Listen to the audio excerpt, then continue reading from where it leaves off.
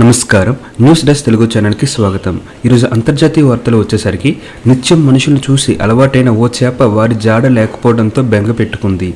దాంతో తిండి తినటం కూడా మానేసింది. అదేంటి చేప అలా కూడా చేస్తుందా అనిపిస్తుంది కదా.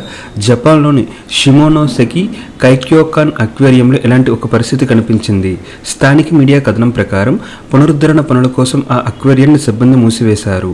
దాంతో జనాలు రావటం ఆగిపోయింది. అక్కడున్న ఒకే ఒక సన్ఫిష్ కు ఆ పరిస్థితి నచ్చలేదు. దాంతో ఆహారం తినడం మానేసింది. దాని శరీరాన్ని ట్యాంక్ కేసి రుద్దడం మొదలుపెట్టింది. ఏదైనా అనారోగ్యం కారణంగా తినడం లేదేమోని తొలుత సిబ్బంది భావించారు. అసలు కారణం ఏంటో అర్థం కాలేదు. ఇంకా ఏమై ఉంటుందని ఆలోచించామని, విజిటర్స్ లేక ఒంటరితనంగా భావిస్తుందేమోని సిబ్బంది ఒకరన్నారు. అది కారణం కాకపోవచ్చని అనిపించింది. కానీ ఓసారి చూద్దామని సిబ్బంది యూనిఫామ్ ని అక్వేరియం దగ్గరలో వేలాడదీసి బయట మనుషుల కటౌట్లు ఏర్పాటు చేశాం.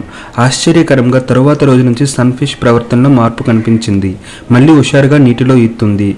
నిజం చెప్పాలంటే ఇదంతా మాకు నమ్మశక్యంగా లేదని అక్వేరియం నిర్వాహకులు సోషల్ మీడియా వేదికగా పోస్టు పెట్టారు.